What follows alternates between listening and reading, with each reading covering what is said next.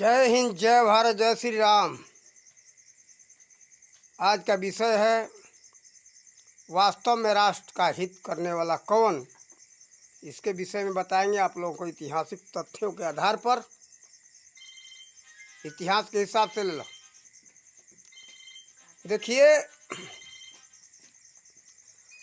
आप लोग ध्यान दें कि राष्ट्र का हित किसने किया और कौन कर रहा है। राष्ट्र हित के विषय में सब लोग तो सुनाते रहे कि हम राष्ट्र हित करते हैं, राष्ट्र हित किए, लेकिन जो लोग अपने भारत के प्राचीन इतिहास को नहीं जानते, वो लोग जो जिसने कुछ कह दिया वही सुन लिए आप लोग। लेकिन आप लोगों को हम याद दिलाते ऐतिहासिक आधार पर कि भारतीय जनता पार्टी में जो नरेंद्र मोदी जी हैं, इनके अलावा इस तरह का राष्ट्र हित का कौन कौन काम किया। कांग्रेस का इतना दिन सत्ता था, 1947 से लेकर के बीच बीच में भारतीय जनता पार्टी के थोड़ा सा समय के लिए हाथ में सत्ता आया है भारतीय जनता पार्टी के, लेकिन अधिकतर समय जैसे अटल जी हुए, फिर बीच में अभी थोड़ा दिन पहले हुआ, ये 9-10 साल से ये जो है 10वां साल चल रहा है नरेंद्र मोदी जी का। इसके पहले सभी समय में तो केंद्र में कांग्रेस पार्टी का ही सरकार रहा, लेकिन इसका जड़ कहाँ से बिगड़ा हुआ है। कांग्रेस पार्टी में सब नेता गलत नहीं हैं, बहुत से नेता सही हैं। राष्ट्रवादियों को रहने नहीं दिया गया। जो राष्ट्रवादी विचारधारा के हैं होते हैं उनको निकाल दिया जाता है, उनको कांग्रेस पार्टी में रहने नहीं दिया जाता। और ये दो लोग, और वीडियो में भी बताया हूँ, ये दो लोग ही भारत को बर्बाद किए हैं, नेहरू और जो कहलाते थे महात्मा गांधी, नहीं हम इनको कहते हात्मा गांधी। ये हत्या किया भारत का इन्होंने। ये सबको पता था कि कांग्रेस पार्टी के अंदर कि अगर नेहरू प्रधानमंत्री बन गए भारत का तो भारत को बर्बाद कर देंगे। इसलिए कांग्रेस के 15 कमेटी में से 12 कमेटी जो है सरदार वल्लभ भाई पटेल को मत अपने वोट दिए थे। सबको पता था कि सरदार वल्लभ भाई पटेल राष्ट्रवादी व्यक्ति हैं, लेकिन ये राष्ट्रवाद से इनको लेना देना नहीं है, अंग्रेजीवाद से, अंग्रेजियत से लेना देना है नेहरू को। सब लोग जानते थे ये अंग्रेजियत के तरफ ढकेलेंगे, देश को बर्बाद करेंगे और ये भारत का साथ कभी नहीं देंगे। और वही प्रधानमंत्री बनने के बाद तत्काल ही हुआ। देखो जैसे बंटवारा हुआ भारत का, तो क्या भारत के प्रधानमंत्री के हाथ में सैनिक नहीं थे? जीना उधर पाकिस्तान बंटवारा होते ही बस हिंदुओं पर हमला करवा दिया, भगाने लगा, मारने लगा। इनको भागने भी मत दो, मार डालो। लाखों हिंदू मारे गए, किसी तरह से जान बचा करके। थोड़े जो भारत में, उनको भी ये नेहरू और गांधी ने अपमान किया। इसका वीडियो आप लोग देखना, ये एक आता है वो चैनल, उसका थोड़ा नाम भूल रहा हूँ, उस पर आता है, वो हमें ध्यान में नहीं आ रहा है, उसको बता देंगे। तो देखो, कभी बताएंगे, लेकिन आज भूल रहा हूँ, ध्यान में नहीं आ रहा है। तो देखो, आप लोग मांगेंगे तो भी वीडियो आ जाए। खरी बात में आता है वो, खरी बात उसका नाम है, वो टीवी का वो नाम भूला हूँ चैनल का। खरी बात में आप लोग बोलोगे कि ये पाकिस्तान से आए हुए हिंदू शरणार्थियों के ऊपर कैसे अत्याचार किया था नेहरू और गांधी ने, उसका वीडियो तो तुरंत आप लोगों को खरी बात में आ जाएगा। तो देखो, ये लोग अत्याचार किए और लाखों हिंदू मारे गए, लेकिन नेहरू के हाथ में क्या फौज नहीं था? अगर उस समय हमारे नरेंद्र मोदी जी अगर प्रधानमंत्री रहे होते या नेहरू के जगह पर सरदार वल्लभ भाई पटेल रहे होते तो कहते जिन्ना खबरदार हमारे हिंदुओं को हाथ लगाया तो तेरा पूरा शरीर हम ख़त्म कर देंगे, उड़ा देंगे, हाथ ही नहीं काटेंगे, पूरा तेरा गर्दन उड़ा देंगे। जैसे देखो, अभिनंदन जब पकड़ा गया था अपना भारत का वायु सैनिक पाकिस्तान में, तो कह रहा था कि शर्त रखो तब हम छोड़ेंगे। मोदी जी ने क्या कहा था वो आप लोगों को याद होगा, याद ये दिला देता हूँ जिसको नहीं याद है। कहे थे कि शर्त माने कुछ नहीं, समझ ले। वरना क्या होगा, नहीं तो अभिनंदन को बिना शर्त छोड़। अब समझ गया कि ये भारत का बुढ़ा पागल शेर पता नहीं क्या करेगा। एक बार तो हमला करवाया बालाकोट में, पता नहीं कितने हमला करवा देगा, पूरा पाकिस्तान ना मिटा दे। सबको पता है कि भारत का बुढ़ा शेर का खोपड़ी जब तक सही है तो सही है, नहीं तो कहता कि मैं घुस के मरना जानता हूँ, घुस के मरता है, केवल कहता ही नहीं। ऐसा हमारे देश का सुरक्षा करने के लिए हमारा प्रधानमंत्री होना चाहिए। देखो उस समय ये हुआ, नेहरू देखते रहे।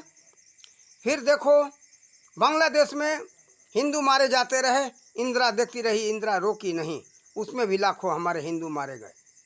फिर नसबंदी इंदिरा जो करवाई केवल हिंदुओं के लिए हुआ, सिखों तो चलो कोई बात नहीं, उनकी संख्या कम है, हमारे हिंदू भाई हैं, लेकिन मुसलमानों को नहीं। दो नजरिया क्यों? ईसाइयों के लिए नहीं, मुसलमानों के लिए नहीं, अल्पसंख्यक में अति अल्पसंख्यक जो है, अल्पसंख्या है सिखों का। लेकिन पता नहीं उस समय याद नहीं, बचपना था हमारा, लेकिन हम हिंदू को सुनते थे कि हिंदुओं पर अत्याचार हुआ। उसी समय नसबंदी भी लगाई और उसी समय जो है ये इमरजेंसी भी लगाई थी इंदिरा। तो देखो कितना अत्याचार हुआ हमारे हिंदुओं के ऊपर, केवल एक पक्ष का अल्पसंख्यक, उसके कुरान में तो लिखा नहीं, मुसलमानों के कुरान में नहीं। ये उस समय पक्षपात करके हिंदुओं की संख्या घटाई इंदिरा, और हिंदू की संख्या घटाई और मुसलमानों की संख्या बढ़ाई। ये चाल था उसमें। आप लोग बात को ध्यान दो, समझते नहीं हो। ठीक है, आबादी घटाने के नाम पर ये संजय ने राय दिया था, लेकिन सबका आबादी घटाना चाहिए ना, तब तो देश का आबादी घटेगा। ये नहीं कि एक का आबादी बढ़ा दो और एक का घटा दो। ये क्या है चाल? केवल इसमें हिंदुओं की संख्या को कम करना था। फिर जो देखो बाद में 1990 में राजीव गांधी का सरकार था, जब कश्मीरी ब्राह्मण मारे जाने लगे, काटे जाने लगे, भगाए जाने लगे, राजीव गांधी के हाथ में सैनिक नहीं थे क्या? ये कुछ नहीं बोले।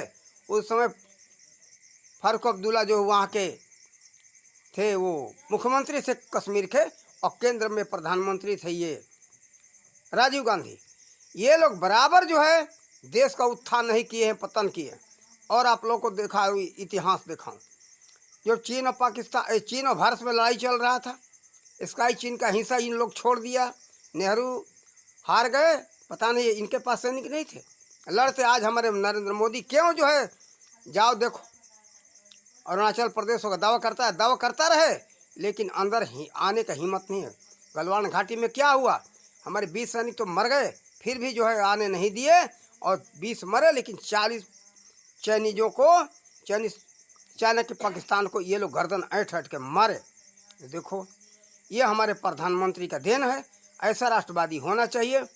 और फिर आ जाओ, कांग्रेस के समय में था, इस बॉर्डर पर मर रहे हो मरो, लेकिन सैनिकों, भारतीय सैनिकों, पाकिस्तानी सैनिक के ऊपर हथियार नहीं उठा सकते हो।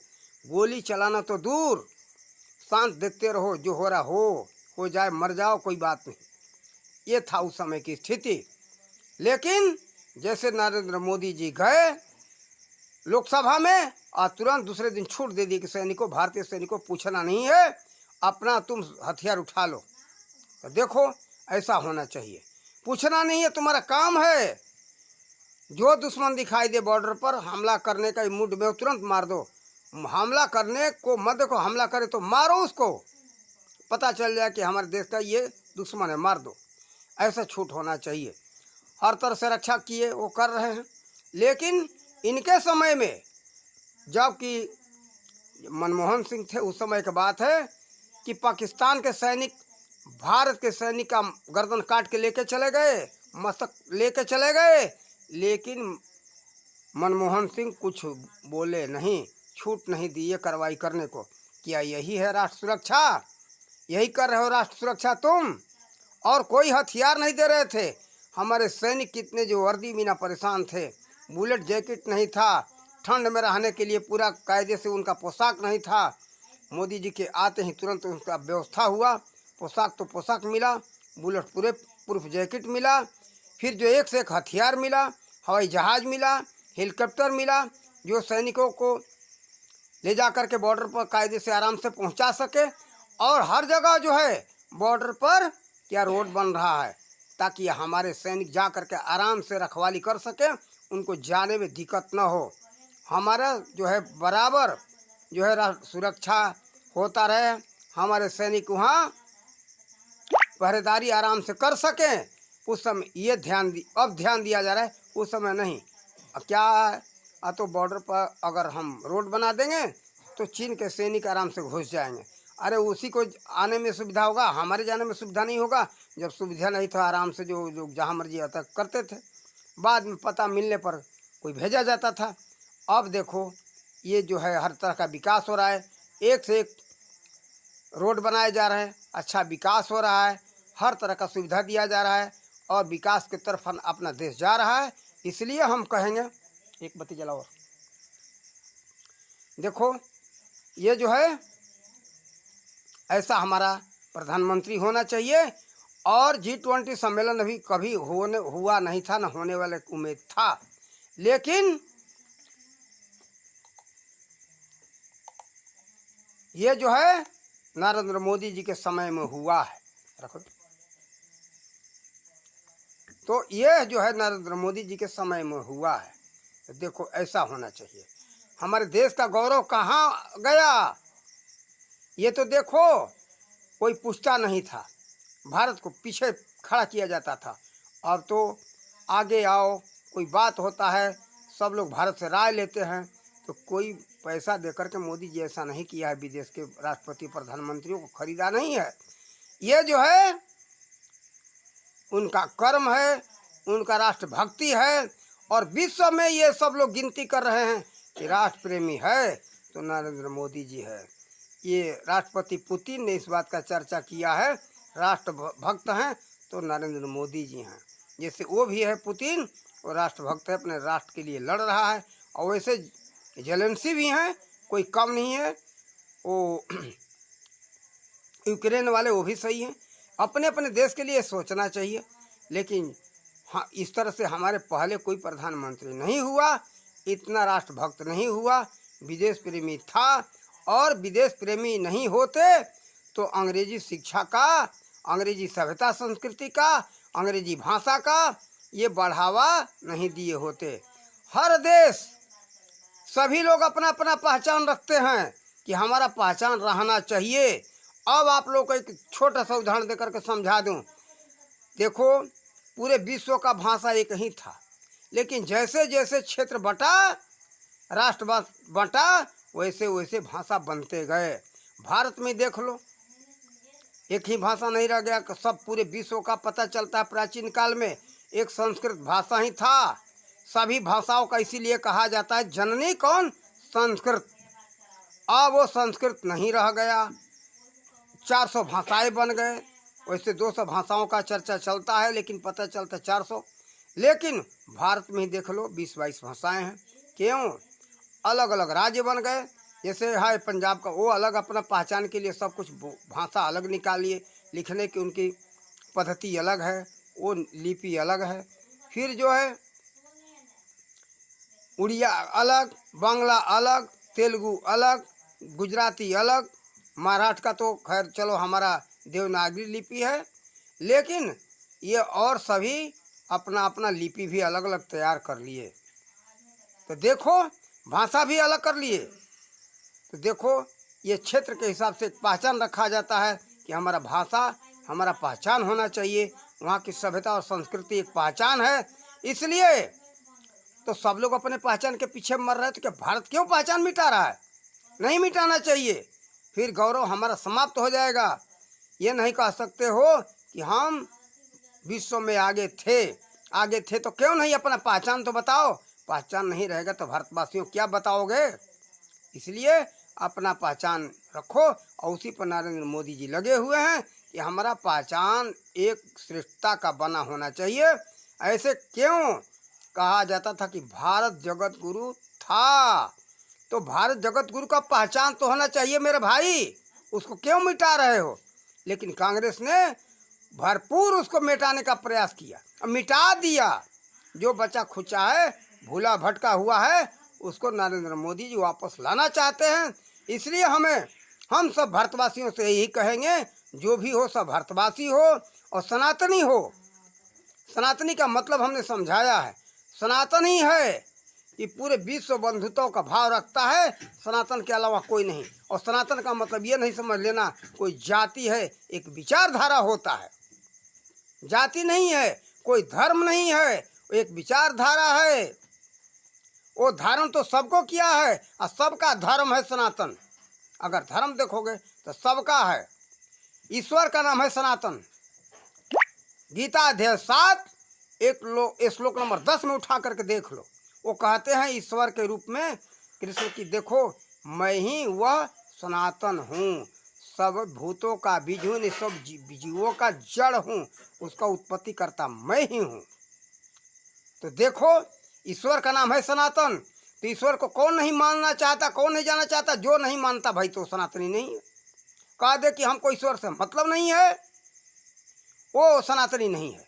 चाहे हिंदू हो, सिख हो, ईसाई हो, यहूदी हो, इस्लाम, मोहम्मद, ये जो इस्लाम है, मुसलमान, वो सब सनातनी हो। ईश्वर का नाम है सनातन, उसी का अनेक नाम है। अल्लाह कहो, खुदा कहो, गॉड कहो, फया कहो, रूबी कहो, जो भी भाषा में शब्दों में पुकारो, लेकिन उसी एक शक्ति का नाम है सनातन, जो सब में घुला मिला हुआ हो, सब में सना हुआ हो, उसका नाम है सनातन। इसीलिए कहा गया कि सिया राम मैं सब जग जानी, करूं प्रणाम जोर जुग पानी। तुलसीदास जी ने लिखा बालकांड के 7 के नीचे, ये चौपाई उठा करके देख लेना। फिर जो है उसी को हजरत मोहम्मद साहब कहते, नहीं मंसूर फकीर कहते कि जरे जरे में झांकिए उस नूर की। तो देखो उस खुदा का, उस नूर का कण कण में झांकी है, लेकिन जिसके पास उसकी आंख हो, दिव्य नेत्र हो, वो तो देख सकता, केवल कहने से नहीं होगा। अब बहुत लंबे चौड़े हमारे इस कहने के लिए समय नहीं मिलेगा इस वीडियो में, तो लोग चाहते हैं भी छोटा वीडियो हो। नहीं तो एक हजरत मूसा हुए, उनके माध्यम से कहानी आता है, इसमें सुना दे रहा हूँ आप लोगों को। एक कहानी आता है, वो तो बात है शरीर के ऊपर। साबित किया गया है कि वो बकरी चरा रहे थे, जंगल में गए तो एक झाड़ी थी, झाड़ी के पीछे देखते कि रोशनी हो रहा है, तो देखो वह यही झाड़ी है, इसके अंदर ही वो खुदा का नूर का प्रकाश है, रोशनी है, यही झाड़ी है। तो क्या देखते कि रोशनी हो रहा है, लेकिन वो झाड़ी जलती नहीं। उधर से सर्प एक आया और आवाज़ आया कि देखो इस सर्प को पकड़ लो। फिर आदेश मान करके खुदा का और पकड़ते हैं तो डंडा बन जाता है, उससे कहते आदेश होता है। उससे बहुत बातें लंबा चौड़ा होगा, इसलिए मैं संक्षेप उसमें आदेश हुआ कि इसको उठाओ और जो जा करके ये अपना प्रचार करो सत्य का। तो जो है कि इस्लाम के प्रचार के लिए आदेश मिला। इस्लाम कोई गलत नहीं, इस्लाम बहुत शुद्ध चीज़ है। इस्लाम का मतलब होता है उस ईश्वर को, मैं उस परमात्मा को नमस्कार करता हूँ। इस धन सलाम, इसका न मतलब इस्लाम। इस्लाम कोई पंथ संप्रदाय नहीं है, खुदा के प्रति, उस परमात्मा के नमस्कार के प्रति ये बात है। तो देखो ये समझदार के लिए, ज्ञानियों की बात है। अब छोटे छोटे शब्द के ऊपर भेद खड़ा करके, यहाँ तो भेदभाव लोगों को पसंद है और भेदभाव खड़ा करके हमारे राजनेता लड़ा रहे हैं। भाई लड़ाने भिड़ाने की बात नहीं। अब ये लोग देखो, इतना दिन पहले जाति गणना याद नहीं आ रहा था, अब जाति गणना कराने लगे समाज में विभाजन करने के लिए। अब मोदी जी का कहना है कि मैं गरीबों का विकास करना चाहता हूँ। अरे गरीब तो कहे सभी वर्ग में होता है ना भाई, ये थोड़े है कि ये जिसको ओबीसी SC ST कहते हो इसमें गरीब हैं, इसी में नहीं है। जिसको दलित कहते हो, क्या मायावती भी दलित है क्या? जाति दलित नहीं होता, दलित होता है उसका आर्थिक स्थिति। एक ब्राह्मण का, एक क्षत्रिय का आर्थिक स्थिति खराब है, हरिजन का भी आर्थिक स्थिति खराब है। सभी लोगों में आर्थिक स्थिति अच्छी होती है, बुरी होती है। तो गरीबों के विकास की बात करते, सबका भला चाहते हैं, तो सोचो कि कौन भला चाहता है, कौन बुरा चाहता है। भारतवासियों जरा ये तो ध्यान दो। और ये राहुल और इत्यादि जितने सब पार्टियां संगठित हुई हैं, सब चाहती हैं कि जाति के आधार पर हम ये विकास की बात करेंगे। अब ये अभी अभी इनको याद आया है एसी एसटी का विकास की बात। पहले ऐसे मनमोहन के समय में क्या कहा गया था कि अल्पसंख्यक का विशेष अधिकार है भारत के सभी संसाधनों पर। अल्पसंख्यक में आते हैं केवल मुसलमान, उनके विकास की बात कर रहे थे, उनका सब कुछ पर अधिकार बता रहे थे। अब उनको धी धक्का मार दिया मुसलमानों को। अब चलो बहुसंख्यक को ले लो और इसमें जो है कि अब जाति के हिसाब से पर, और जितने कहते कि जितनी जिसका भागीदारी ये जितना संख्या होगा, जितना जो है भागीदारी उतना वो जिसका संख्या बहुत, ऐसे हमको थोड़ा ध्यान में रखने का, जिसकी जितनी हिस्सेदारी उसकी उतनी भागीदारी। अब देखो जिसका अधिक संख्या होगा उसका भागीदारी अच्छी बनेगी। तो देखो ये बात गलत है, लड़ने लड़ाने की बात है। इसमें आप सब भारतवासियों मत आओ और सब देखो सबका विकास हो, वो सबकी विकास की बात करते, सबका साथ, सबका विकास, सबका विश्वास। पूरे विश्व में भी यही संदेश उन्होंने दिया G20 सम्मेलन में। तो उनका विचार अच्छा है। हम इसलिए कहेंगे भारतवासियों ये बात भूलो नहीं, वो विचार उनका अच्छा है और उस विचारधारा को लेकर के आप सब लोग चलो। और यही हम कहेंगे आप सब लोगों से, आप सोचो विचारो, लड़ने झगड़ने के मत चक्कर में मत पड़ो।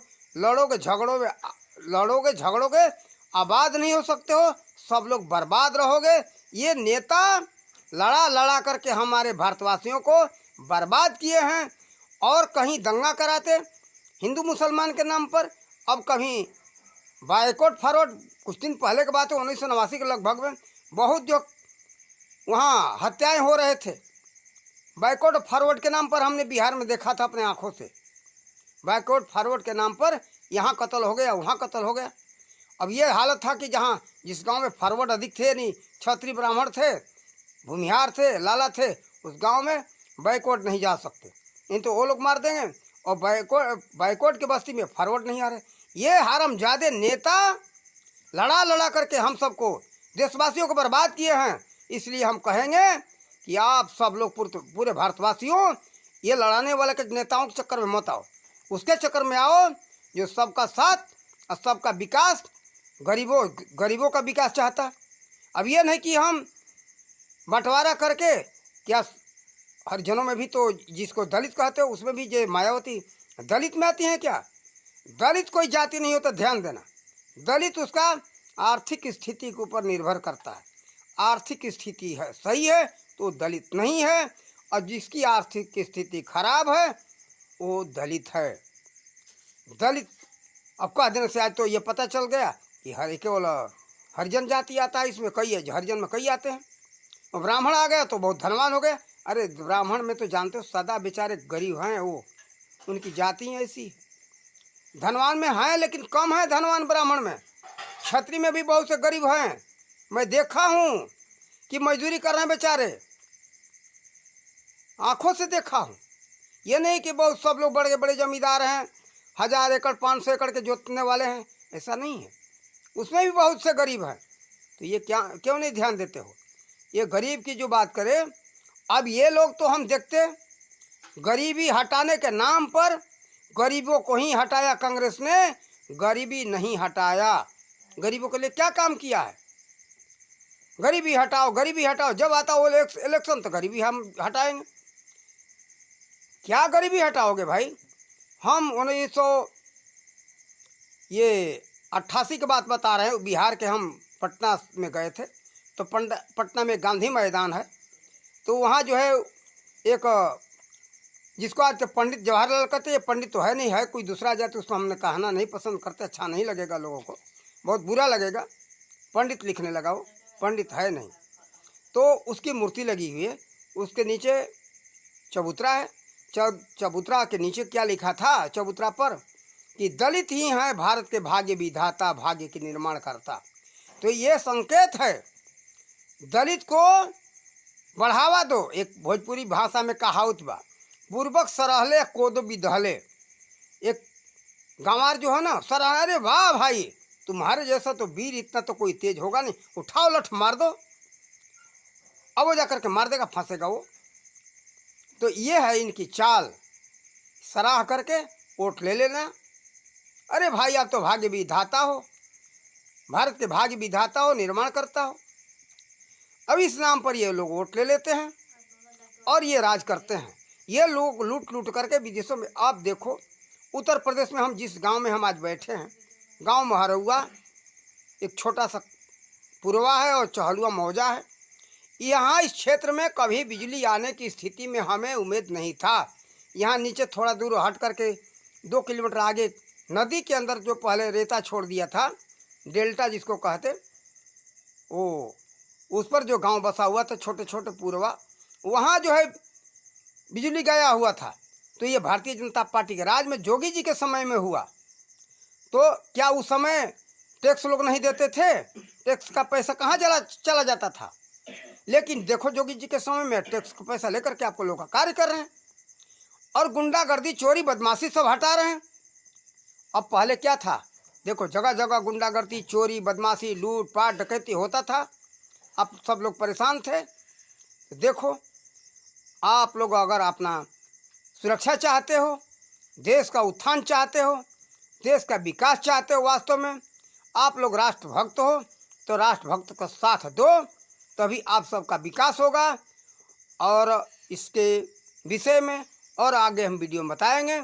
इन्हीं शब्दों के साथ अपने वाणी का विराम देते। जय हिंद, जय भारत, जय श्री राम। सब बंद कर लें।